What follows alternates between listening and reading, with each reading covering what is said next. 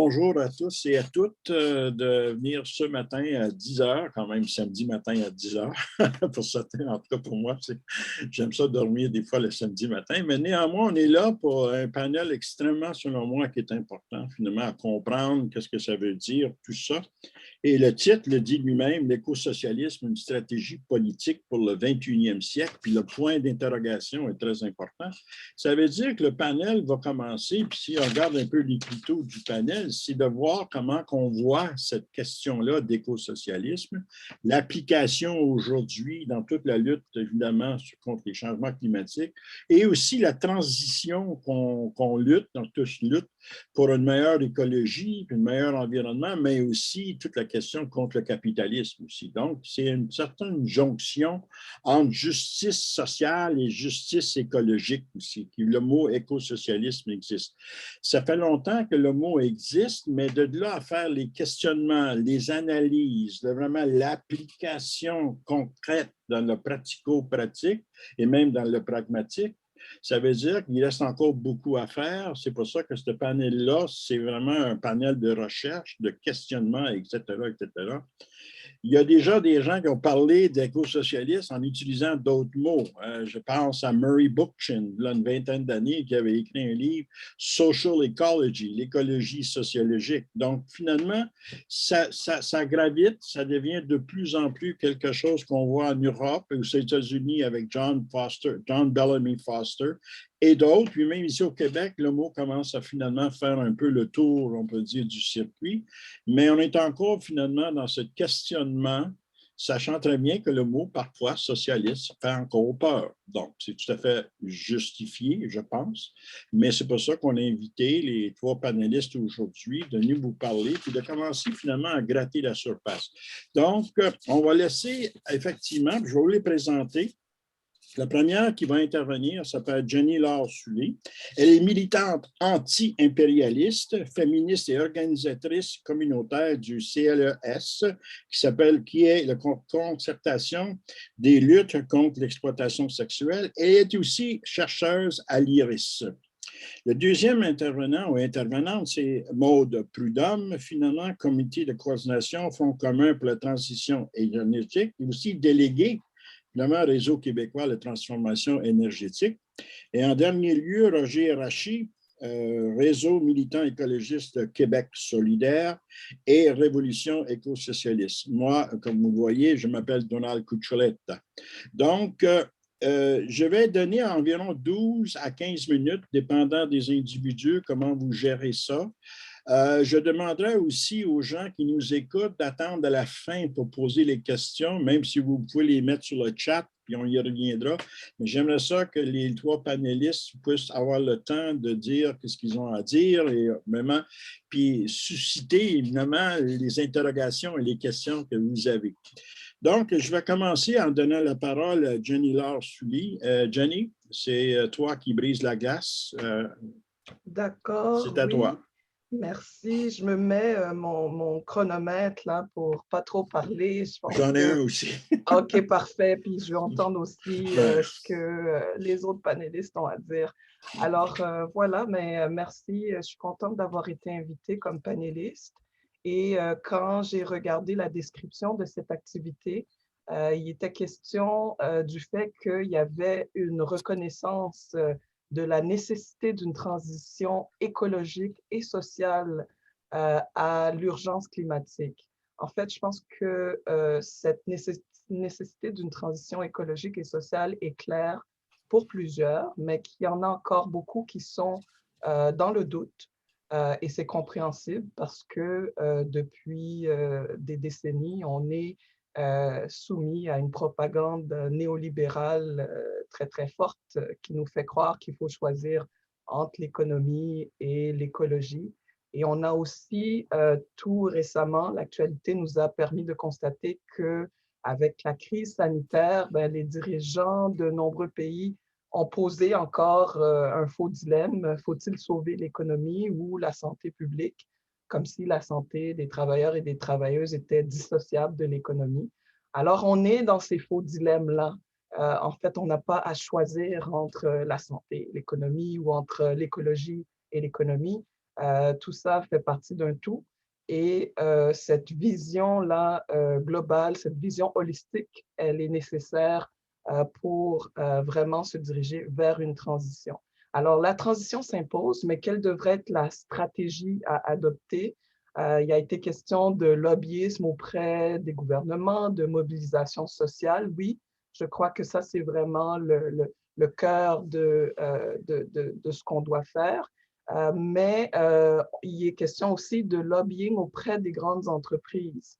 À ce niveau-là, je pense que l'histoire et l'actualité nous ont démontré que il y a de quoi, en fait, douter de la bonne, des bonnes intentions des grandes entreprises par rapport à la transition écologique. Je pense qu'il faut se méfier beaucoup du greenwashing. Beaucoup d'entreprises, de grandes entreprises tentent de redorer leur blason et de montrer qu'ils font partie aussi de ce mouvement pour une remise en question des pratiques. Mais en fait, les entreprises, jusqu'à tout récemment, ont démontré qu'elles étaient incapables de se réguler elles-mêmes. Les slogans comme pollueur, payeur sont restés des slogans. Ces grandes entreprises-là mettent de l'avant des solutions qui n'en sont pas. Je ne vais pas rentrer dans tous les détails, mais il y a beaucoup de discussions autour de la taxe carbone, de choses comme ça, mais j'ai l'impression que tout ça, ça ne s'attaque pas au cœur du problème.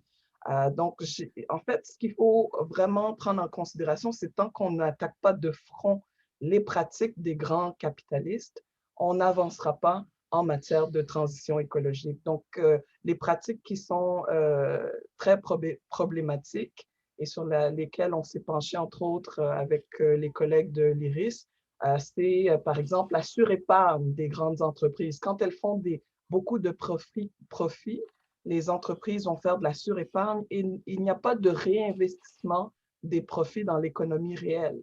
Ensuite, il y a l'évasion fiscale. Et de plus en plus, on voit la collusion des entreprises avec l'État. Et donc, il est vraiment difficile de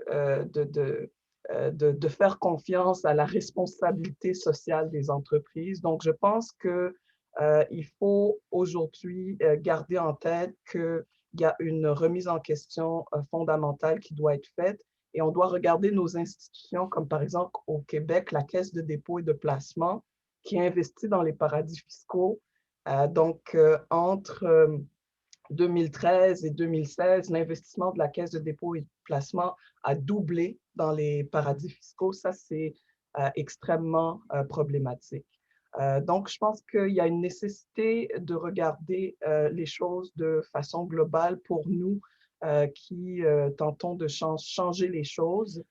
Il faut s'en prendre au système de domination parce que les guerres, le colonialisme, l'impérialisme, donc le système de domination qui est l'impérialisme, tout ça, c'est relié au capitalisme, c'est relié aussi au suprémacisme blanc, au patriarcat. Donc, il faut avoir cette vision où on veut en finir avec les systèmes de domination. Quand on parle de systèmes de domination, ben, on est dans des systèmes qui ne reconnaissent pas, par exemple, que les terres appartiennent aux peuples indigènes de ces terres-là et non à l'Empire. Ça, au niveau écologique, ça cause énormément de dégâts. Quand on parle, par exemple, de patriarcat, ben, on remarque, par exemple, qu'avec un modèle extractiviste en Amérique du Sud ou dans le Grand Nord canadien, on a des grandes entreprises qui vont là pour s'accaparer des ressources et des terres, mais bien souvent, c'est les femmes aussi et les enfants qui sont perdants dans ce modèle-là extractiviste. Donc, il y a l'accaparement des terres, mais il y a aussi l'accaparement des corps et nous devons nous préoccuper de ça. Et donc, bien sûr, il y a toute la question de qui contrôle les moyens de production et à qui finalement appartient le fait de déterminer en quoi le travail des travailleurs et des travailleuses va bénéficier au bien commun. Donc, c'est tout ça qu'il faut remettre en question. Et là-dedans, il faut aussi ne pas oublier toute la question du racisme, du colonialisme. Donc, l'identité humaine elle-même il faut s'assurer qu'elle n'appartient pas à ceux qui se posent en dominant et qu'on peut pleinement affirmer notre identité humaine au sein de la société. Et tout ça, c'est interrelié encore, l'imbrication de tout ça. Il faut en fait remplacer les systèmes de domination par des systèmes de libération. Alors concrètement, qu'est-ce que ça veut dire? Qu'est-ce qui doit guider nos actions? Ben, moi, je dirais qu'il faut vraiment être clair qu'on a besoin de transformations systémiques. Il faut vraiment en finir avec les dérives néolibérales des 2 dernières décennies.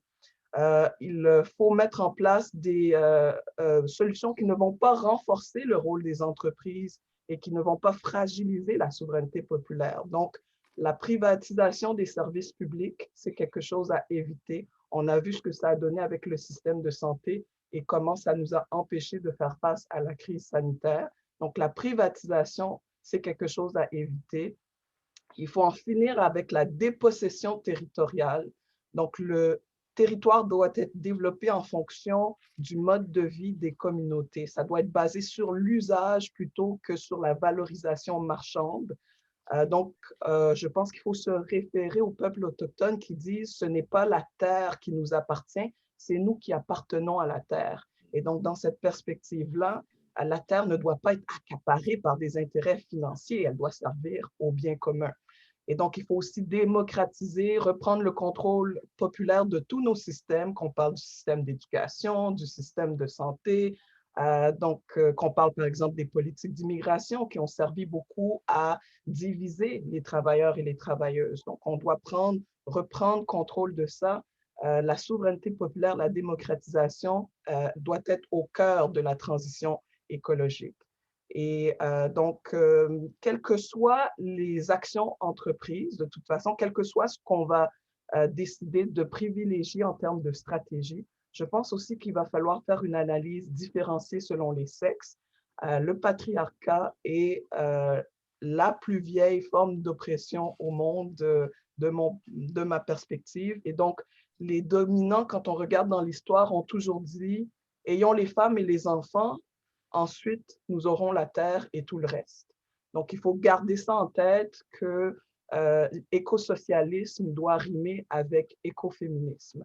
Et ce n'est pas des concepts qui doivent être séparés. Ça va être très, très important pour nous guider dans nos actions. En termes de comment accroître l'impact du mouvement écosocialiste auprès des classes populaires et comment lier toutes ces luttes-là à la lutte contre le racisme et comment faire en sorte d'arriver à une réelle décolonisation. Je pense qu'il faut se rappeler que la lutte au racisme et la lutte des classes sont indissociables. On n'a pas à choisir entre l'un ou l'autre. J'aime beaucoup citer Stokely Carmichael, qui disait que si vous êtes anti-raciste, que vous le vouliez ou non, vous êtes aussi anticapitaliste. Donc, tout ça, c'est relié, il faut s'en rappeler.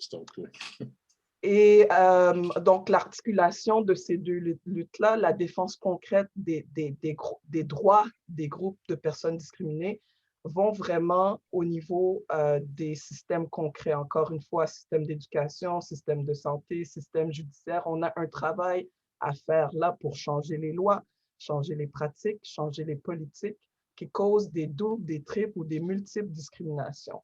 Et puis finalement, je pense qu'on va devoir travailler très, très fort sur des alliances stratégiques entre les syndicats, les groupes communautaires, les groupes féministes, les étudiants, les paysans, les gens qui vivent de l'agriculture, parce que là, bien sûr, on parle encore une fois de faire en sorte qu'il n'y ait plus cet accaparement des terres. Et ça, c'est de sortir du modèle extractiviste. Donc, ça va nécessiter qu'il y ait cette alliance forte-là entre les différents groupes, entre la ville et le milieu rural. Et à partir de là, je pense que si on a ces alliances-là, ben, on va avoir de très bonnes chances de s'engager vers une transition écologique. Merci. Merci, Jamila. Ben, Euh, merci. Merci. De briser la glace. Tu as bien fait briser la glace. Même si on s'en va vers l'été quand même, mais il faut briser la glace néanmoins. C'est une métaphore, n'est-ce pas? La deuxième qui va nous parler, c'est effectivement, c'est Maude Prudhomme. Maude, à toi la parole. Oui, bonjour. Moi, j'avais fait un petit PowerPoint, fait que je vais le mettre pareil. Puis moi, ça va me soutenir dans mon... si vous me permettez de partager mon écran à l'instant. Et voilà. Donc, juste pour préciser, donc, je suis au Réseau québécois des groupes écologistes qui me délègue donc au Front commun pour la transition énergétique et je suis aussi membre de l'Union paysanne. Je suis moi-même maraîchère en Gaspésie. Je suis située en Gaspé-Guéwagé, territoire Mi'kmaq dans l'est de la péninsule gaspésienne. Donc, écosocialisme, une stratégie politique pour le 21e siècle, mais encore, j'ai préparé tout ça avant d'avoir entendu, évidemment, Jenny Laure, qui a brillamment posé des jalons importants, non sans surprise en fait. Donc, c'était fort pertinent. Je vais essayer donc de m'adapter pour être plus complémentaire, mais je tiens à nommer que je résonne avec tout ce qui a été nommé avec brio. Mon point de vue est évidemment ancré dans mon petit moi-même, outre les organisations dont je suis déléguée. C'est ancré, je suis porteuse de billets, que je le veuille ou non, selon les privilèges que je porte. Puis, je voulais aussi dire que je vais au-delà de ce que les organisations que je représente sont consensuelles à propos. Donc, je ne voudrais pas qu'elles portent l'odieux de certaines de mes positions les plus audacieuses, mais j'ai la liberté, je crois, de les soumettre quand même à la réflexion ici. Donc, la situation, c'est que ça va mal et ne s'améliore pas depuis des décennies. Vous le savez, les décideurs avec des D majuscules, alors que l'eau monte, parlemente et rien ne change. Pire encore, on nous amène des propositions de solutions qui génèrent elles-mêmes encore plus d'injustices.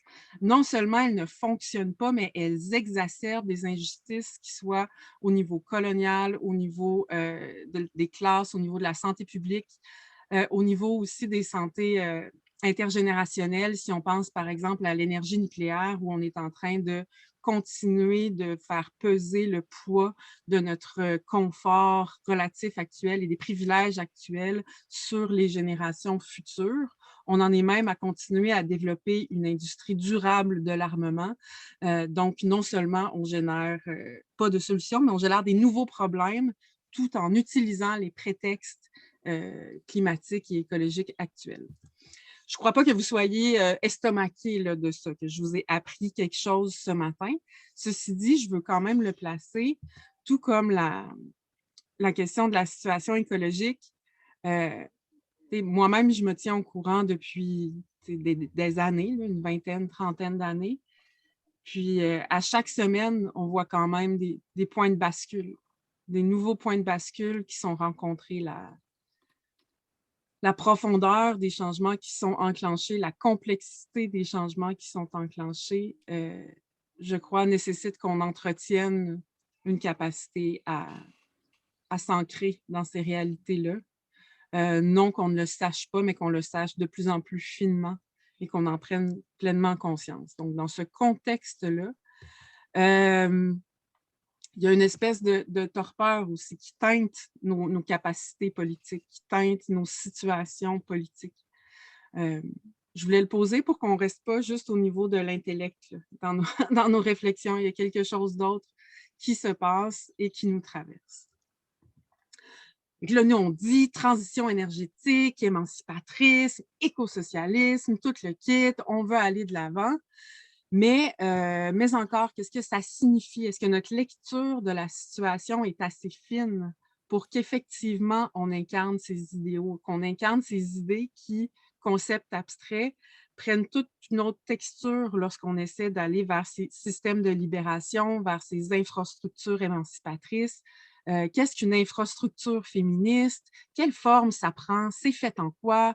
C'est au niveau des décisions, c'est au niveau des matériaux, c'est au niveau de la place que ça prend, de l'usage que ça joue dans les communautés, de sa durée dans le temps. Il y a tout un aspect Il y a tout un ensemble d'aspects à considérer pour s'assurer qu'on incarne effectivement les idéaux qu'on essaie de porter.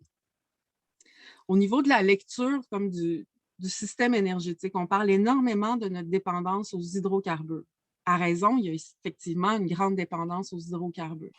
Mais si on veut vraiment aller dans une perspective de transition énergétique émancipatrice, il faut aller au-delà. Les systèmes en place sont aussi assis sur l'exploitation coloniale des territoires, des populations, est aussi assis sur le travail de la nature, le travail fait par les écosystèmes de transformation chimique, de traitement des eaux, de traitement de l'air. On est aussi assis sur l'exploitation d'animaux, l'exploitation d'autres formes de vie qu'on exploite de différentes manières. Les systèmes actuels, donc, outre les hydrocarbures, sont aussi assis sur le travail non libre de millions et de millions de gens, de petites mains qui, du sang et de la sueur de leur front, fabriquent les objets qu'on trouve au quotidien, subissent ce travail-là, qui fut-il salarié de manière... en tout cas, on ne peut pas qualifier ça de travail libre. Les systèmes actuels sont aussi assis sur toute une économie moins formelle, sur tout un travail, par exemple, des paysans et des paysannes à travers le monde, dont la production nourrit les populations bien davantage que les multinationales, bien qu'elles se targuent de nourrir le monde.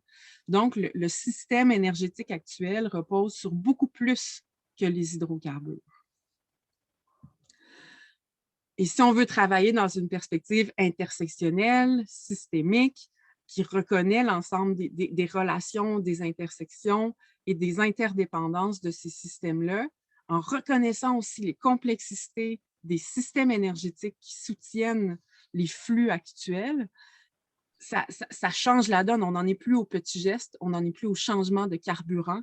On est bien au-delà dans la magnitude des transformations qu'on veut envisager. Ces réflexions sont partagées par un ensemble de mouvements sur la planète.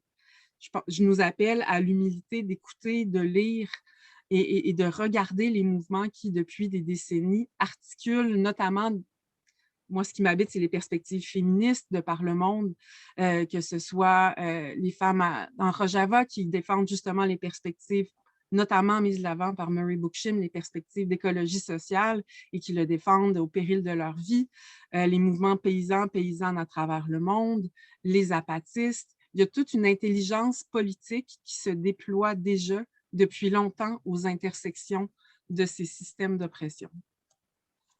Je voulais souligner notamment les mouvements actuels des féministes anti-extractivistes en Amérique latine qui font tout un travail d'imagination, des nécessités politiques, que ce soit au niveau des droits de la nature, d'une gestion commune de l'eau notamment, de tout un ensemble de mesures qui peuvent être mises de l'avant. Pour dire qu'on n'est pas dépourvu en termes d'imaginaire politique à cet égard-là.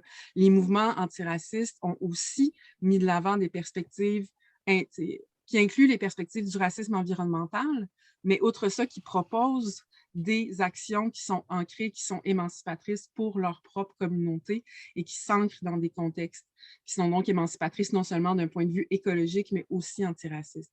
Ces choses-là sont déjà en cours de réflexion et depuis longtemps.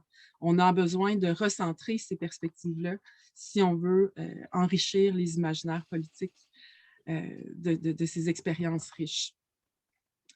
Il y a une audace aussi de la part d'un ensemble de communautés, les populations, les premiers peuples de par le monde, au niveau de l'éducation, de la relation au territoire, comme quelque chose d'essentiel, de fondamental, pas seulement intellectuel, mais aussi une connaissance terrain des territoires.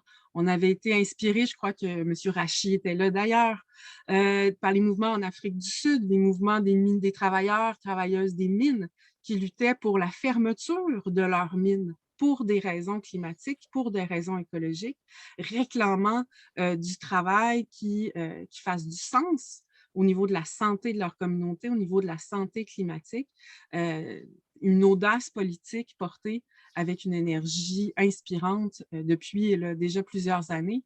En haut, on voit des médecins en Palestine qui ont collaboré pour créer des systèmes beaucoup plus résilients au niveau énergétique pour pouvoir continuer à fonctionner.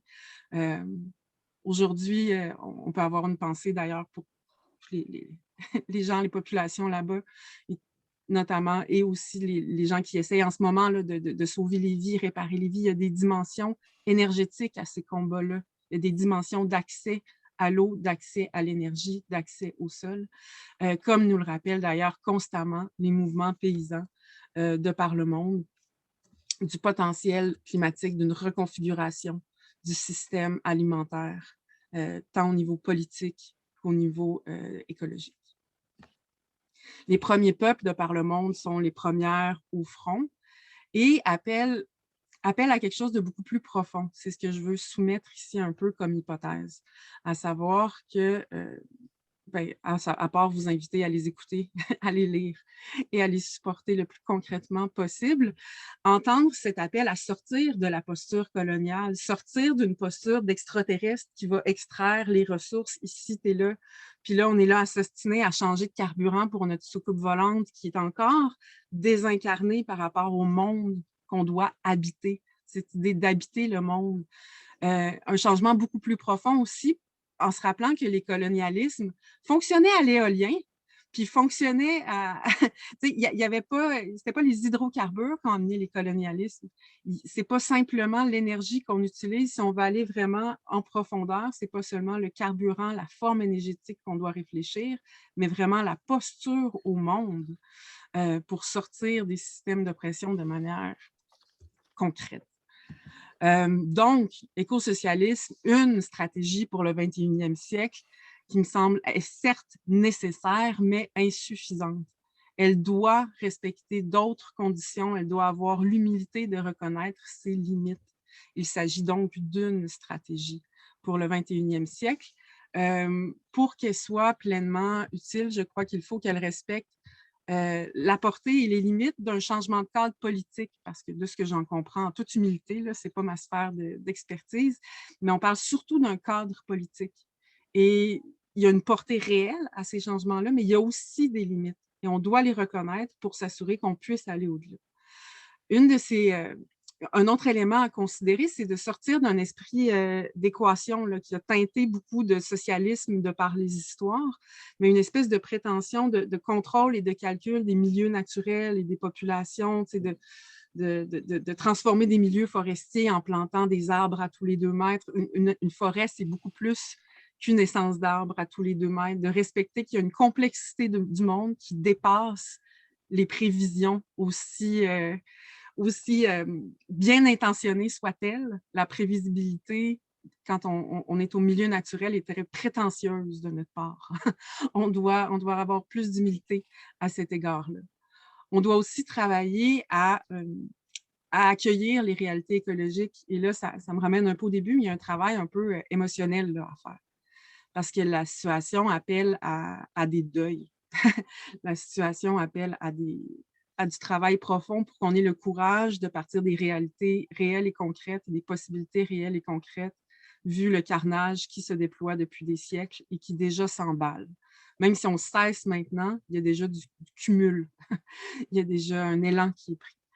Il doit aussi, les perspectives écosocialistes, un écosocialiste doit reconnaître les souverainetés plurielles, les souverainetés des premiers peuples qui ont des dimensions politiques, si elles veulent s'exercer en pleine souveraineté et qui vont certainement, en tout cas fort probablement, s'articuler autrement dans d'autres vocabulaires, dans d'autres esprits politiques, dans d'autres cadres.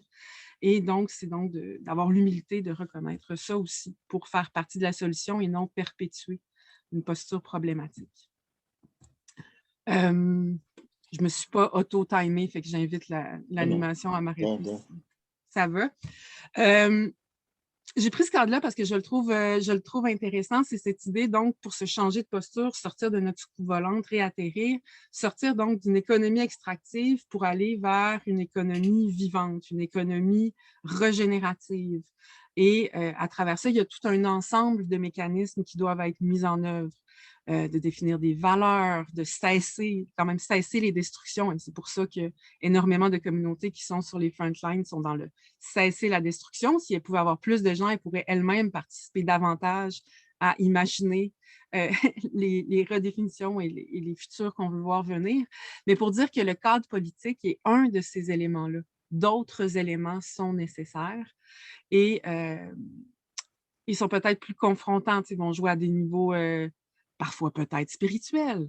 Oh là là, on est toujours mal à l'aise avec ça au Québec. Ouhouhou. Mais probablement qu'il faudra passer C'est par là, vrai. s'asseoir avec nos malaises, voir comment on peut Oui, cheminer avec ça.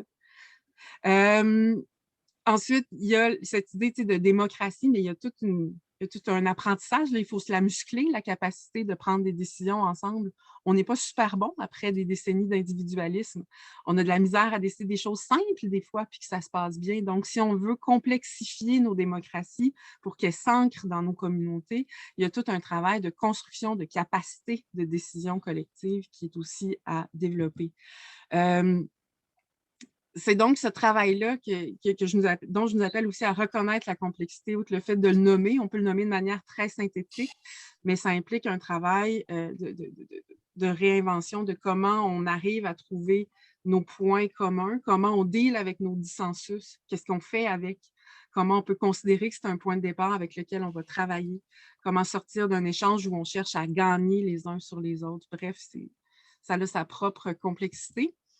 On essaie de le faire, on essaye très fort de le faire au Front commun pour la transition énergétique à travers ce que Jenny Laure nommait tout à l'heure, un travail en alliance avec les mouvements communautaires, les mouvements syndicaux, les mouvements citoyens, les mouvements écologistes, pour travailler dans ces complexités, reconnaître les dimensions systémiques, s'éduquer à ces égards-là, pour amener un ensemble de propositions qui prennent des formes très concrètes sur des mesures à prendre immédiatement, mais aussi des caps, des orientations à chercher à atteindre, puis des pas pour les atteindre. Bref, je vous invite à regarder la feuille de route qui a été faite à cet égard-là, non prétendant qu'elle est parfaite ou complète, mais qu'elle est un effort fort louable en ce sens. Un des bugs sur lesquels il faudra qu'on travaille, c'est la notion de richesse. Je crois que c'est un des éléments sur lesquels il faudra vraiment explorer.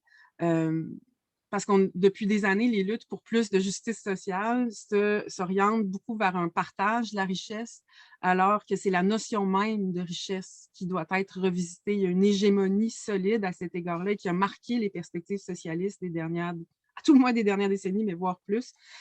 On est dû pour la revisiter, la questionner, notamment si on veut prendre en compte les limites écologiques du monde, dans une perspective de solidarité intergénérationnelle, dans une perspective de réparation aussi, de justice réparatrice envers les communautés, envers les écosystèmes.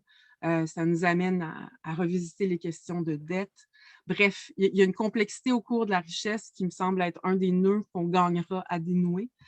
Et je vais terminer avec Audre Lorde, puisqu'on peut toujours terminer ou commencer avec Audre Lorde, à savoir qu'il n'y a pas de problème unique, car nous ne vivons pas des vies à problème unique. Un appel à reconnaître avec humilité la complexité et la place que peut jouer l'écosocialisme dans la résolution de ces grands défis de notre époque.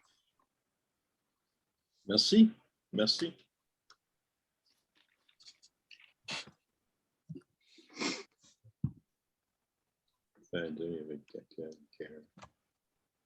Excellente présentation. J'ai adoré, j'ai vraiment adoré. J'ai appris beaucoup. C'était quasiment une continuité de ce que Jenny Laure a dit. C'est comme une vision, finalement, évidemment, de la lutte, mais en même temps, il ne faut pas oublier l'émotionnel et le cœur, surtout. Si on a à transformer le système et le changer complètement, il faut en même temps qu'on se change nous-mêmes en même temps. Les deux vont de pair. Je suis entièrement d'accord avec ça. Le troisième participant qui va nous parler, c'est Roger Rachi. Roger Rachi est membre finalement de Réseau militant écologiste de Québec solidaire et il est aussi membre de Révolution éco-socialiste. Roger Rachi, la parole est à toi. Merci beaucoup, Donald. Écoutez, ça me fait grand plaisir de suivre les interventions de Jenny Laure et de Maude Prudhomme, très riches, pleines d'éducation, pleines de nouvelles perspectives intéressantes et que l'on doit bien sûr intégrer dans notre vision du monde. Pour revenir au grand thème de la conférence de la Grande Transition 2021, comme vous savez, le thème, c'est construire l'utopie. L'utopie telle qu'elle est conçue par la conférence à laquelle nous participons tous, ce n'est pas un rêve inatteignable, c'est en fait un objectif social, un projet social et que nous voulons atteindre et on se donne les moyens de le construire. En d'autres termes, on se donne aussi des stratégies politiques pour réussir à atteindre cet objectif utopique-là. Et c'est un peu ce que nous avons tenté de faire dans le panel d'aujourd'hui. C'est non seulement parler de l'écosocialisme comme objectif, comme utopie, comme projet social à atteindre, mais aussi comme quelque chose qui implique une stratégie politique, une vision de la lutte aujourd'hui, une vision de l'implication dans les luttes immédiates. Et c'est ce que je vais tenter de faire un peu avec vous pour compléter les interventions précédentes et en même temps ouvrir la discussion publique. Donc, ce que nous essayons de dire, et c'est un débat que j'ai souvent avec des militants et militantes dans le mouvement écologiste, c'est que notre perspective de vouloir atteindre une autre société qui est juste, qui est équitable et qui en même temps respecte la nature et qui intègre la libération de tous les systèmes d'oppression, y inclut l'exploitation. Cette vision-là n'est pas une vision, je dirais, inopérative, mais elle implique une stratégie, elle implique des actions aujourd'hui même.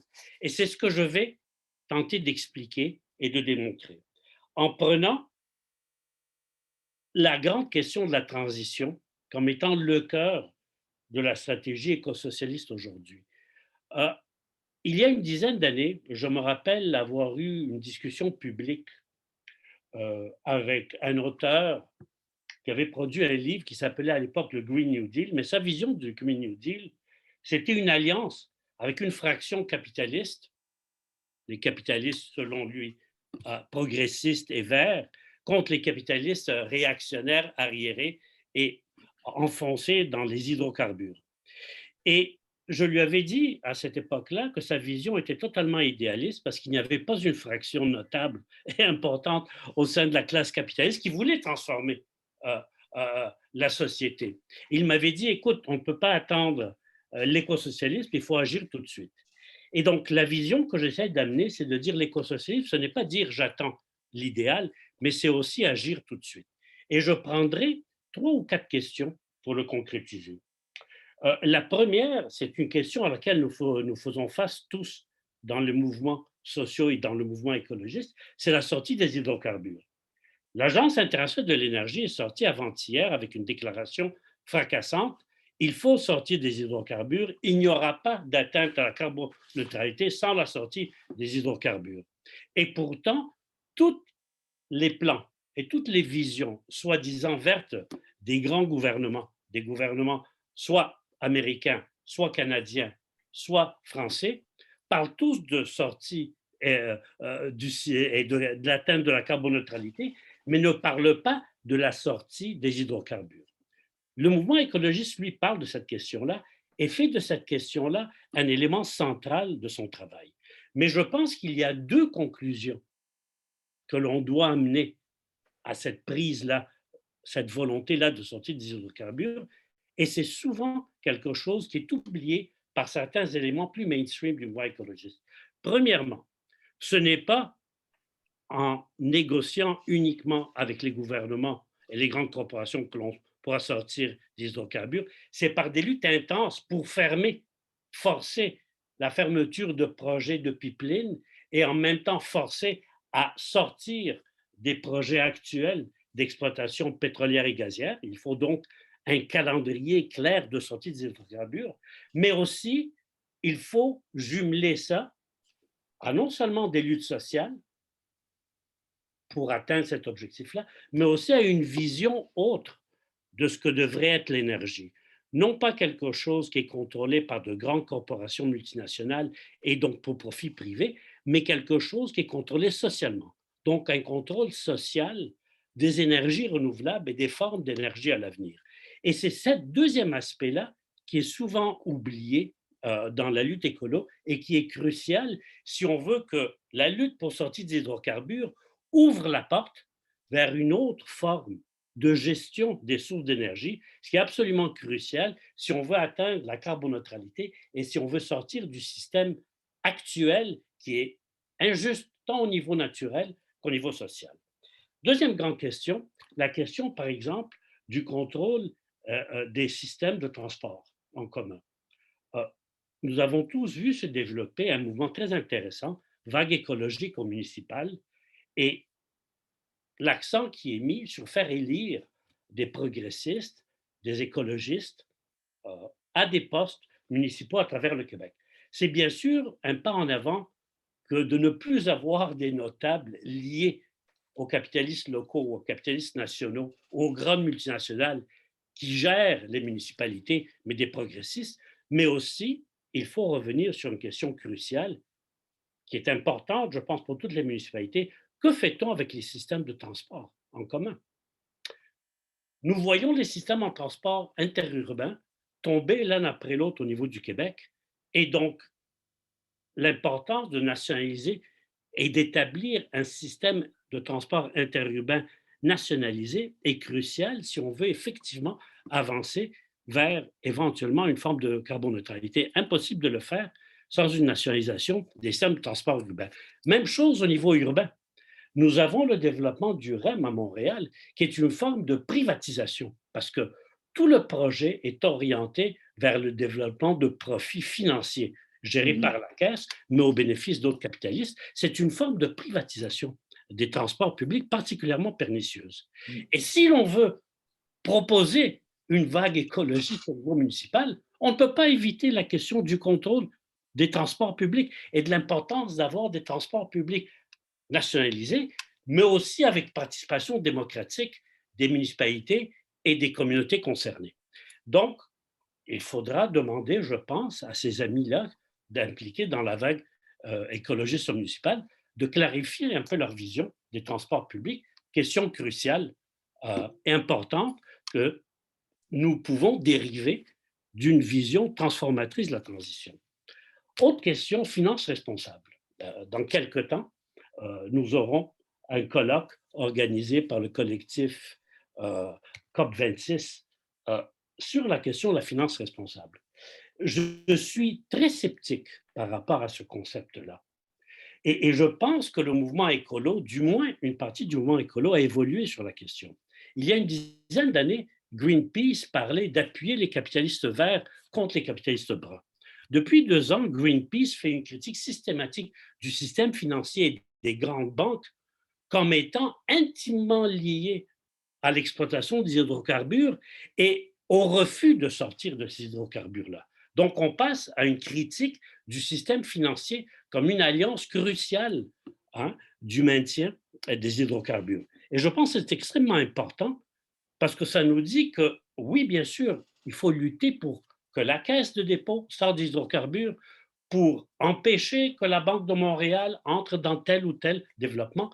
Mais au final, il faut casser l'alliance entre le système financier et les multinationales de l'hydrocarbure, pétrolière et gazière. Et cela ne pourra être fait que si, éventuellement, on passe à une nationalisation démocratique du système financier. Donc, encore une fois, la vision écosocialiste, la vision de dépassement du système est cruciale et doit être intégrée dans les luttes actuelles. Je terminerai avec la question de l'internationalisme. Jenny Laure en a beaucoup parlé. Je pense que Maud a beaucoup touché sur l'importance d'enrichir notre vision globale de la transformation, puis elle a absolument raison, il faut travailler sur nous-mêmes et sur nos conceptions. Un développement important dans mon évolution vers l'écosocialisme, ça a été en 2010, quand j'étais en Bolivie, dans une grande conférence internationale sur la question de la lutte contre les changements climatiques. Puis à l'époque, le gouvernement Morales était critiqué par une partie de la gauche pour son extractivisme, mais en même temps, il tentait de développer une perspective de sortie, autant que possible, en s'inspirant des visions autochtones, des visions des premiers peuples.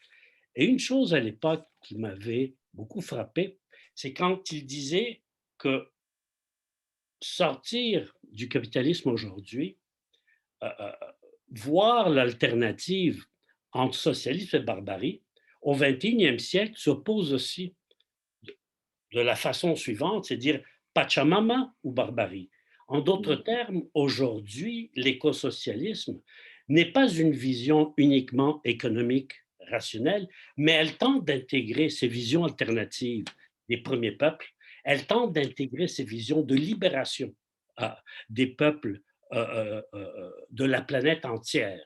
Et cette vision-là s'est enrichie par après par des apports très importants des syndicats de l'Afrique du Sud, notamment le syndicat le plus radical en Afrique du Sud, NUMSA, National Union of Mining Steelworkers, ouais, qui a développé très tôt, depuis 2012, une vision de la transition écosocialiste comme étant au cœur de sa stratégie de lutte sociale en Afrique du Sud. Alors, je termine en disant, écoutez, je ne prétends pas que l'écosocialisme a clarifié toutes les perspectives de lutte et toutes les institutions politiques et économiques dont on a besoin à l'avenir. Loin de là. Il y a tout un développement à faire sur ces questions-là de façon modeste en intégrant d'autres visions. Mais si on veut transformer le système, l'écosocialisme doit aussi s'appliquer comme une stratégie politique d'intervention dans les luttes immédiates avec des perspectives anticapitalistes pour que nous puissions développer des luttes qui amènent des réformes de structures cruciales à partir desquelles on développe un rapport de force politique, social, des classes populaires, des populations opprimées pour aller de l'avant et réaliser notre objectif à long terme, qui est celui du socialisme, un socialisme écologique et démocratique. Voilà, je m'arrête ici. Merci beaucoup. Merci. Merci beaucoup, Roger. Je vais ouvrir maintenant la discussion venant des gens qui sont présents avec nous sur le Zoom, évidemment, mais j'aimerais ça faire un petit commentaire que je trouve extraordinaire, puis pas extraordinaire, mais vraiment important qu'on puisse comprendre sur quoi les trois panélistes nous ont parlé. Je pense que quand on a écouté Jenny Laure, c'est effectivement le capitalisme, l'impérialisme et tout ce que ça engendre aussi au niveau du patriarcat, la question, puis le lien qu'elle a mis entre l'écoféminisme et l'écosocialisme, je pense que c'est un point extrêmement crucial, qu'il faut comprendre ça, pas simplement sur le plan local, municipal, national, mais surtout international. Ça, c'est le lien avec les autres, le lien avec les autres. Et aussi, quand Maud Prudhomme a parlé de dire que finalement, puis je l'ai pris en note de façon que je l'explique à mes mains, changer le système, mais aussi, oui, mais aussi changer le système en nous. Et ça, finalement, si on oublie ça, finalement, on passe à côté de la carte, c'est clair. Nous sommes des produits du système capitaliste. Ça veut dire qu'on doit lutter contre nous-mêmes, on doit lutter contre ce qu'il y a effectivement qui nous a cancérisés. Et puis, effectivement, de lutter, puis c'est comme ça qu'on doit changer notre mentalité, mais aussi notre cœur, finalement. Les deux vont de pair. Et c'est ça que les êtres humains vont être différents pour vraiment mettre de l'avant un système où les êtres humains vont être effectivement unis avec leur planète et la planète avec nous. Et donc, c'est comme ça. Et donc, je vois que ce que Mme Maud Prudhomme a dit, c'est exactement ça. Et Roger, finalement, a démontré qu'effectivement, il y a des luttes concrètes qu'on doit mener, que ce soit au niveau du transport public, ne serait-ce au niveau provincial, national, puis même au niveau municipal. Finalement, la question aussi de voir que de plus en plus, on voit apparaître ce que lui appelle le greenwashing, que moi j'appelle l'éco-capitalisme, finalement, qui semble vouloir s'infiltrer, trancher l'avant et de changer toute la direction que prennent les luttes que mènent les gens un peu partout, pas simplement ici, mais ailleurs aussi dans le monde, finalement. Et que dans les faits, c'est de revenir encore dans le même système. Tant aussi longtemps, finalement, qu'on ne lutte pas pour en arriver, comme je le dis toujours, de prendre le capitalisme puis le mettre dans les poubelles de l'histoire, finalement, on va continuer à tourner en rond. Et je pense qu'aujourd'hui, on a trois panélistes qui ont été capables de jumeler des positions qui semblent au début différents, mais non, ça fait partie, ce sont des anneaux qui font partie de la même chaîne dans laquelle nous luttons, contre laquelle on lutte présentement. Donc, finalement, je vous remercie beaucoup. et je laisse la parole aux gens qui sont ici. Je pense qu'il nous reste environ 20 minutes. En tout cas, sont finis à 11h15, comme on nous l'a dit. On a quand même 20 minutes, puis je vais laisser les gens poser des questions. Et sur ça, j'ai besoin de l'aide, évidemment, d'Ariane. Je ne suis pas un grand technologue, loin de là. Et donc, puis vous pouvez poser les questions directement au panel. Je pense que c'est important de voir, il y a une unité, effectivement, une sorte de création, une sorte de, finalement, de gratter la surface. Comment on commence à comprendre ce mot-là, éco-socialisme, jumelé à écoféminisme, éco-cœur aussi, et tout ça fait que je pense qu'il faut poser la question au panel en général. Ils ont tous quelque chose à dire. Donc, la parole est à vous. Ariane, est-ce que tu peux me donner un coup de main sur ça? Oui. Oui, en fait, pour l'instant, j'ai eu des questions surtout à l'écrit que je vous ai envoyées dans le chat et on n'a pas eu de demande nécessairement de gens qui voudraient s'exprimer à vive voix. Donc, je demande à tous les spectateurs, ceux qui voudraient s'exprimer, poser leurs questions de vive voix, vous pouvez me le mentionner dans le chat, puis je vais pouvoir vous donner la parole. Autrement, on aurait comme 4-5 questions à l'écrit. Est-ce que vous les avez reçues, Donald? Oui, je les ai reçues, effectivement. Bon, ben vous pourriez peut-être commencer par une, puis après ça, on verra s'il y a des gens qui veulent s'exprimer. Donc, j'essaie de voir, trouver, effectivement. Il y a des questions qui ont été posées à Maude, aussi à Maude Prudhomme, qui dit effectivement, très bien l'interprétation, mais effectivement, j'essaie de voir.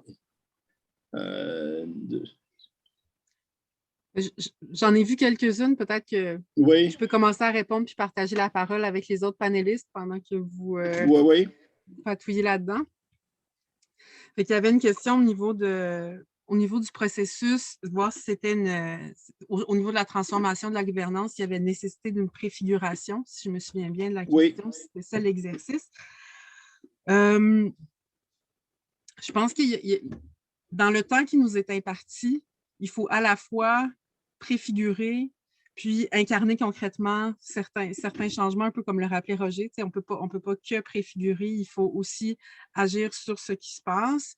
Puis, je pense que dans cet exercice de préfiguration-là, il y a quelque chose d'une co-construction qui est apprenante. Il faut qu'on accueille des capacités d'apprentissage collectives qui deviennent meilleures en meilleures. Notre capacité d'apprentissage, tant au niveau d'une capacité d'autogouvernement, de prise de décision collective, mais aussi du déploiement et de la mise en œuvre de ces décisions-là, de décider comment on les met en œuvre et d'effectivement partager l'ouvrage de comment on le fait. J'imagine qu'il y a une part de préfiguration, mais c'est vraiment, il faut que ce soit rapide dans cet esprit de on essaye quelque chose, on apprend de ce qu'on vient d'essayer, on essaie d'améliorer, on adresse. Et à cet égard-là, il y a tout un univers au niveau des pratiques d'éducation, je pense, qui pourrait être une source d'apprentissage, mais aussi des diversités de modes de partage des pouvoirs qui seraient certainement là, utiles. Est-ce que les autres panélistes voudraient commenter? Oui, justement, si les autres panélistes peuvent commenter.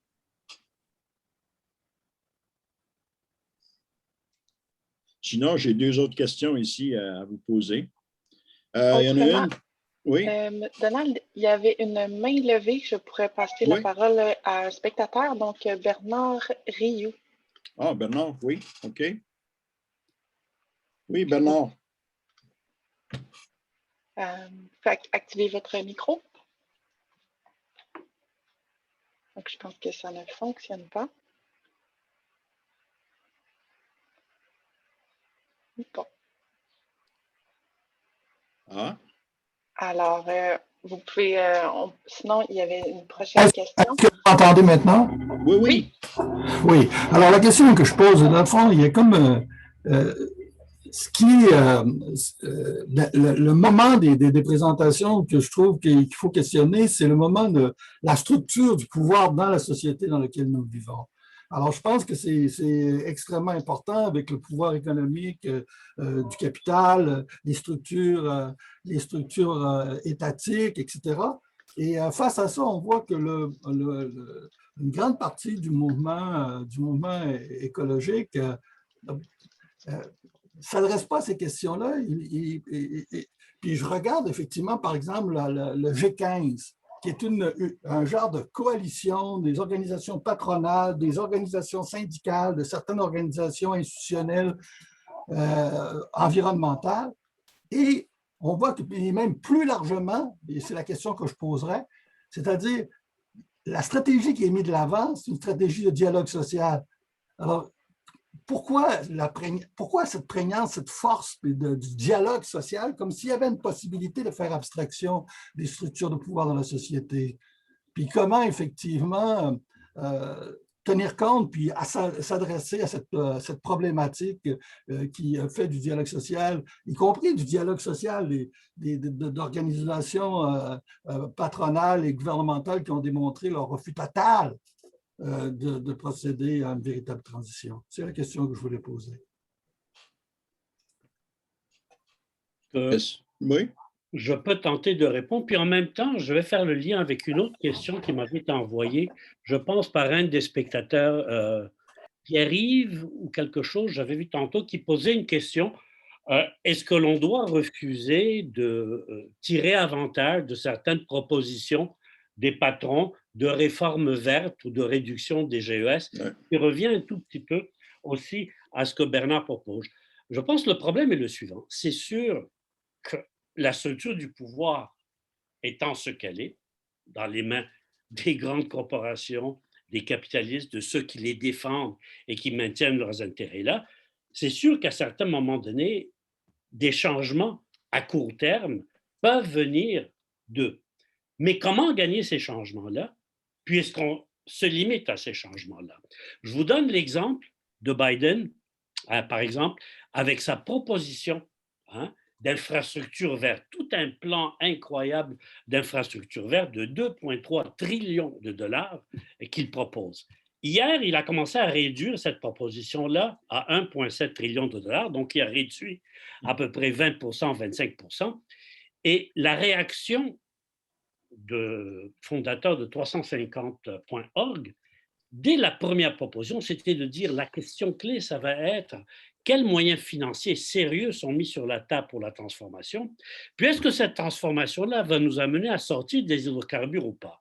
Or, sur ces deux questions-là, nous voyons que Biden ne va pas dans cette direction-là. Il réduit les moyens financiers, puis en même temps, il ne pose pas la sortie des hydrocarbures comme étant immédiate, mais comme éventuellement quelque chose que nous allons atteindre en 2050. Maintenant, est-ce que cela veut dire que tout ce que Biden propose est mauvais? Non. Il y a des développements importants par rapport à Trump. Il a rétabli certaines législations, certaines règles, etc., etc. Il a établi certaines normes avec lesquelles nous ne pouvons pas discuter. Mais cela ne suffit pas. Et on ne peut pas s'appuyer sur une alliance avec Biden pour penser être capable d'aller vers la carboneutralité et d'aller vers un système beaucoup plus juste, tant au niveau social qu'au niveau écologiste. Je pense qu'un socialiste américain l'a dit très clairement. Il a dit, écoutez, on a certains éléments de keynésianisme réformiste chez Biden, mais le tout est inséré dans une grande stratégie impérialiste. Puis on l'a vu avec la question d'Israël et on l'a vu avec toute l'orientation de Biden vers une forme de guerre froide envers la Chine et l'URSS. Et sa justification, c'est de dire oui, il faut redévelopper les infrastructures pour être capable de concurrencer nos rivaux au niveau mondial. Ça fait que oui, on peut prendre certaines choses, mais on ne peut pas se limiter à cela. Puis il faut continuer avec une stratégie de lutte, aller gagner d'autres réformes en sachant très bien que certaines réformes cruciales pour avancer vers la sortie du système ne pourront jamais être gagnées par des politiques de Biden ou les politiques de Legault, en passant. Est-ce qu'il y a d'autres, les deux panélistes qui veulent intervenir sur cette question-là? Jenny? Oui, Maud aussi? Maud? OK. Maud d'abord. Non, Jenny avant. Vas-y, Jenny. Je pense que c'est clair que la question des structures de pouvoir, il faut avoir ça vraiment, il faut être très avoir un focus là-dessus. Donc, quand on parle de Biden et des propositions récentes d'infrastructures vertes, je pense qu'il ne faut pas se leurrer. Parce que d'un côté, il y a ces propositions-là. De l'autre côté, effectivement, il poursuit la politique impérialiste. En Afrique, par exemple, il y a au-dessus le nombre de bases militaires américaines en Afrique, au Moyen-Orient, à travers le monde est énorme. Donc, tout le budget qui a été accordé à la défense aux États-Unis, c'est plus que les 10 autres pays, les 10 autres puissances militaires combinées. Donc, c'est vraiment cette perspective-là qu'il faut avoir. Quand on est anti-guerre, quand on est anti-impérialiste, on ne peut pas s'attarder à des propositions telles que celles que Biden fait, qui, selon moi, c'est de la poudre aux yeux. Quand le Medicare for All, donc ce à quoi il s'était engagé pendant la campagne électorale, il s'était engagé à donner la santé, l'assurance santé à tous les Américains. Quand ça n'a pas été fait, quand sa promesse de considérer le 15 $, d'augmenter le salaire minimum n'a pas été respectée, tout le reste qui va dire, selon moi, doit être considéré comme de la poudre aux yeux. Et donc, vraiment, il doit y avoir ce rejet de se fier à ce que Biden peut dire ou Legault ou la plupart des dirigeants des pays riches en ce moment. Moi, j'écoute plus les nouvelles, j'écoute plus ce qu'ils annoncent, ça ne m'intéresse plus. Voilà. Maude. Je pense que c'est pas vrai que les écolos s'y intéressent pas. Je pense qu'on s'intéresse peu à ce que les écolos ont à dire sur la question du partage du pouvoir, mais que ça fait longtemps, notamment les perspectives écoféministes ont beaucoup à dire sur la question. Les perspectives antiracistes, anticoloniales au niveau écologique ont beaucoup à dire sur l'importance du partage des pouvoirs. Mais sinon, je référais aussi aux éléments de la feuille de route sur la question de la démocratie, des contre-propositions de modèles de prise de décision. Donc, c'est au-delà de la politique électorale. Je crois que ça se situe généralement, mais pas que. Il n'y a pas une seule position à cet égard-là. Puis je voulais souligner que, dans le fond, l'hypothèse même du Front commun au Québec là, pour une transition énergétique est dans cet esprit-là, à travers la construction de rapports de pouvoir, mais aussi d'une masse collective, d'intelligence collective qui soit à même de proposer et d'incarner des formes différentes de prise de décision. Je ne dis pas qu'on a abouti là-dedans, mais c'est un élan en ce sens qui est assez probant. Voilà, je vais m'en tenir là. Il s'est dit beaucoup de choses importantes déjà. Moi, je veux juste dire une chose par rapport à M. Biden, puis pourquoi il met de l'avant ces soi-disant grands changements qui ne sont pas vraiment des grands changements. C'est que ce n'est pas un président qui parle des deux côtés de la bouche en même temps, première des choses, mais il ne faut pas oublier, s'il met de l'avant une certaine New Deal à la Joe Biden, c'est parce qu'il y a des luttes populaires aux États-Unis, de la gauche socialiste et tous les progressistes, à l'intérieur des syndicats, à l'intérieur du mouvement ouvrier, à l'intérieur finalement de tous les lieux de travail à travers les États-Unis, qui mettent de la pression justement sur les élus à différents niveaux, que ce soit au niveau municipal, où est-ce que beaucoup de socialistes américains contrôlent les conseillers municipaux, entre autres à Chicago, mais aussi au niveau des États, puis surtout au niveau fédéral. Donc, la classe capitaliste que représente M. Joe Biden sent la pression. Puis on sait que depuis 40 ans, M. Biden, alors sénateur de Delaware, a toujours dit « Je suis un progressiste, I'm for the blue-collar workers ». Mais ça, c'est toujours été de la bullshit, ça, de M. Biden. Ça, tout le monde le sait. Mais aujourd'hui, il doit le prouver. Donc, effectivement, il sort un peu des éléments du New Deal de Franklin Delano Roosevelt, qui était le keynésianisme, il s'enveloppe là-dedans, puis le monde trouve ça extraordinaire. Mais c'est les luttes que depuis une quarantaine d'années que les gens mènent, effectivement, qui confrontent ces capitalistes-là. Et donc, ça veut dire pour nous, c'est un message, puis c'est une leçon pour nous ici au Québec, au Canada, puis partout. C'est les luttes que nous menons avec une stratégie à long terme qui fait que c'est finalement, les capitalistes sont toujours venus nous donner des miettes. On ne dit pas non, absolument pas. Mais on sait que c'est simplement des tremplins. Et puis, c'est pour ça qu'il faut continuer la lutte stratégique à moyen et à long terme. Pour moi, c'est ça qu'il faut comprendre. C'est ça.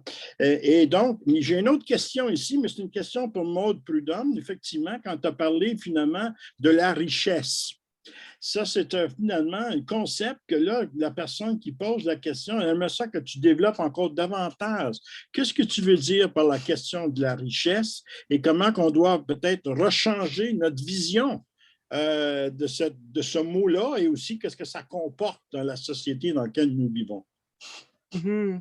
Je pense que ça va être des exercices collectifs vraiment intéressants à faire de redéfinir cette notion-là. Mettons dans les caricatures là, de richesse, c'est du caviar, c'est une grosse voiture. Est-ce que c'est vraiment une richesse qu'on peut partager? Est-ce que c'est des richesses que tout le monde peut avoir? Le construit comme culturel autour de la notion de richesse implique cette rareté, ce privilège, le fait que ce soit assis sur les autres.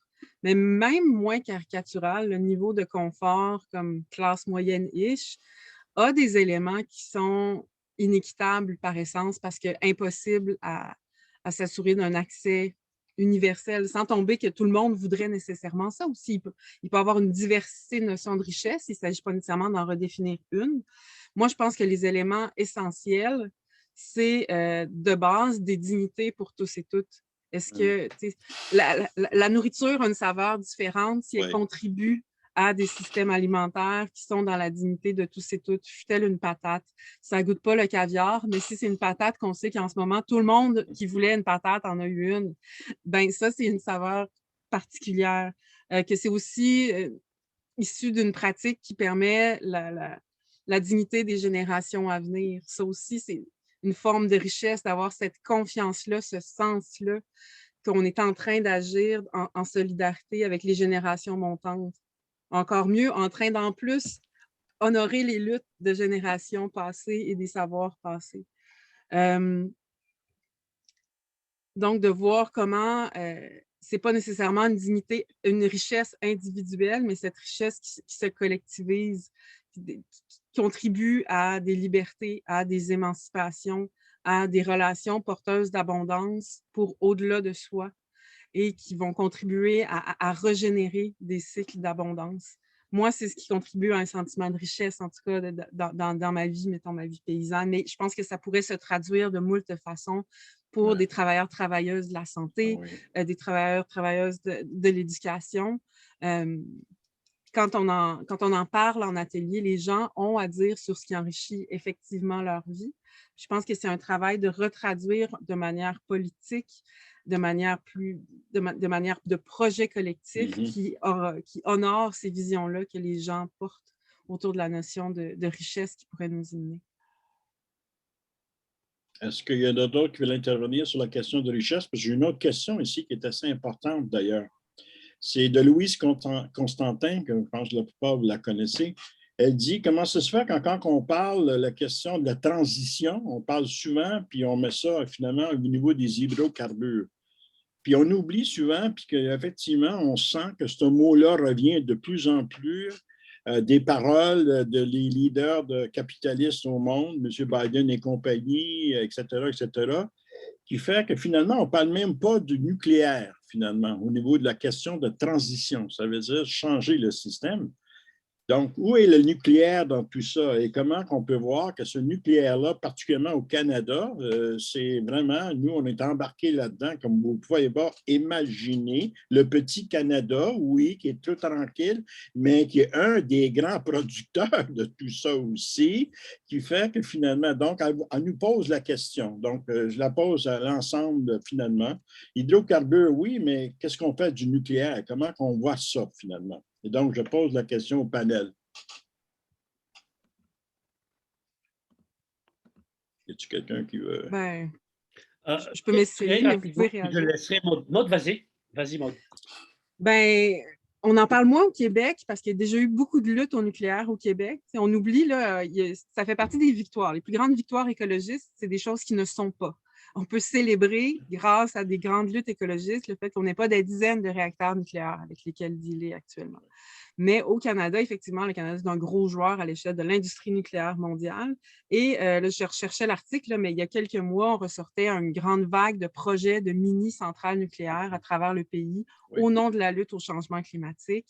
C'est vraiment, effectivement, instrumentaliser la transition énergétique pour aggraver d'autres problèmes par ailleurs, mais les mêmes problèmes, somme toute, de contamination, d'injustice, de tout ça. C'est effectivement un des angles morts parfois, peut-être surtout au Québec parce qu'on se sent moins concerné, mais plus de solidarité devrait nous y mener davantage.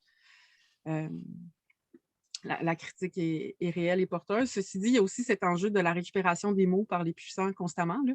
Récemment, on a même vu les communs être récupérés dans une espèce de colloque porté par des multinationales. Ça devient difficile, là, cette espèce de course au vocabulaire qui convient à nos luttes. Mais je pense qu'on peut continuer à préciser ce que nous, on entend par ça, puis aller de l'avant. Mais la critique est très légitime. Jenny-Laure, est-ce que tu veux intervenir sur ça? Oui, je pense que la question de sortir des industries nocives, c'est la base. Donc, toutes les industries nocives, sans exception, et même l'idée d'industrie, l'idée même de qu'est-ce qu'une industrie qui favorise le bien commun, qu'est-ce que le travail essentiel? Il faut aller vraiment au cœur de ces définitions-là, parce qu'il y a beaucoup de... À partir du moment où on se dit qu'on a remarqué que certains postes, certaines activités économiques étaient non essentielles, mais ça veut dire qu'elles devraient disparaître. Et donc, c'est vraiment de sortir de ces industries-là, de ces activités économiques-là qui s'imposent. Roger, est-ce que tu as quelque chose à dire? Très rapidement, je pense que les réponses de mes deux camarades sont excellentes. Et écoutez, c'est un problème récurrent, cette idée-là de trouver des formes d'énergie alternatives qui finalement ne sont pas des alternatives, arrive continuellement. Legault est un champion de cela au Québec, hein, avec l'exploitation du gaz naturel comme soi-disant énergie alternative, alors que c'est le développement des hydrocarbures, une alliance avec les grandes pétrolières et gazières qui nous met de l'avant, c'est clair. Mais cette idée-là de l'énergie atomique, énergie on ne peut plus destructrice comme alternative, traîne depuis longtemps dans le décor. C'est très fort en France, ça l'a été en Allemagne, mais ça a été combattu. Et c'est dangereux parce que c'est en train de faire un retour au Canada. Et parmi un des grands joueurs, un des gros joueurs de ces mini-centrales au mini-Candu, hein, rappelez-vous, le Canada avait été le spécialiste des Candu, des trucs nucléaires il y a 20, 30, 40 années. Un des gros joueurs, ça va être SNC-Lavalin. Et comme notre cher Legault est très fort dans l'appui aux entreprises, attendez-vous à ce qu'il y ait un appui de sa part, un appui étatique à ce redéveloppement de SNC-Lavalin dans la filière nucléaire. Donc, même s'il ne sera pas comment dirais-je, des installations nucléaires pour le Québec, il va tenter d'en profiter, je pense, pour développer cette section-là de la classe capitaliste. Il nous reste quelques minutes et donc je vais laisser la parole à chacun des panélistes de nous donner le mot de la fin et comment effectivement ils voient un peu le développement de la lutte dans l'avenir. Je dis que c'est une grosse question, mais néanmoins un peu qu'est-ce que vous avez à dire pour le mot de la fin finalement. Et donc je passe la parole à Jenny-Laure pour commencer. Ben, très rapidement, on parlait de richesse et qu'est-ce qu'on entend par là. Ça m'a fait penser aux paroles de Thomas Sankara, donc, qui a dit il faut choisir entre le champagne pour quelques-uns et l'eau potable pour tous. Je crois que c'est ça, hein? La richesse, il faut l'avoir dans cette perspective-là. Et donc, voilà, je pense que ça serait mon mot de la fin. Maude, s'il vous plaît. La barre est haute. Je pense que ce que je soumets, en tout cas ce qui m'encourage et ce que je soumets, c'est cette idée de se générer des nouveaux points de départ. C'est ce qui nous semble inatteignable en termes d'utopie à l'heure actuelle, d'essayer de voir comment on peut s'en approcher, se générer un nouveau point de départ qui rende l'atteinte de ces utopies concevables. Puis, à cet égard-là, je pense qu'on chemine dans la construction de capacités collectives, de capacités individuelles, de compréhension des enjeux, mais aussi d'imagination de voix qui soient porteuses et émancipatrices. Je pense que c'est important de le célébrer, de les considérer comme tels pour s'assurer que ça constitue effectivement un levier vers une plus grande capacité de transformation. Je pense que c'est important qu'on les identifie et de considérer leurs limites, non pas comme des échecs, mais comme des paramètres à considérer. On se doit ça, de respecter la portée réelle de chacune de nos tactiques, de chacune de nos stratégies, puis de les combiner pour honorer chacune de ces possibilités-là. On n'a pas de temps à perdre à se dire « Ah, mais moi, ma façon elle est meilleure, moi, ma façon elle est meilleure », mais d'essayer de voir comment combiner, elles font quelque chose qui nous mène au-delà de chacune de nos tactiques. Je suis peut-être plus synthétique, mais je vous remercie ce matin. Merci. Roger? Oui, écoutez, je n'ai pas grand-chose à ajouter après les interventions de mes deux camarades, mais peut-être une chose, c'est que nous savons que la pandémie a porté un coup très dur au mouvement écolo. Le mouvement écologiste, le mouvement environnementaliste était en développement au niveau mondial et particulièrement chez nous de façon incroyable en 2019. On commence à voir une possibilité de sortie de la pandémie dans certains des pays capitalistes avancés. C'est encore une crise effroyable en Inde, au Brésil, et une crise grandissante en Afrique. Donc, on est loin d'être sorti de la pandémie, mais peut-être que nous allons revoir aussi une reprise des grands mouvements sociaux et entre autres du mouvement environnemental. Espérons que l'on donnera un aspect internationaliste à ce mouvement-là. On le liera aux grandes luttes pour la libération de tous les systèmes d'oppression et faire en sorte que l'on avance dans la sortie de la crise actuelle et dans l'établissement de notre perspective à long terme pour la sortie du système. Voilà. Moi, le mot de la fin, ce n'est pas nécessairement la mienne, mais ça vient d'Antonio Gramsci, que j'adore, que je lis toujours, qui dit finalement, le vieux se meurt, mais le nouveau n'est pas encore né. Et ça veut dire que nous, notre tâche, c'est vraiment de créer le nouveau. Pas juste nous, notre génération, mais toutes les générations à venir, finalement. Et c'est ça que ça veut dire. Puis ensuite, ce que vous avez dit, les trois, ça démontre clairement qu'effectivement, la voie est ouverte. Il s'agit de la conquérir, finalement. Et sur ça, je remercie tous et toutes d'avoir participé à ce panel, d'applaudir les trois panélistes qui ont été là, qui nous ont alimentés. D'ailleurs, sur le chat, tout le monde a dit très intéressant. Ils ont applaudi des bonnes questions, des bonnes réflexions qui vont nous faire réfléchir, etc., à continuer la lutte. Donc, au revoir à tout le monde. Puis, lotta continua. Lotta continua. Merci beaucoup. Merci. Au revoir. Merci, au revoir. Au revoir.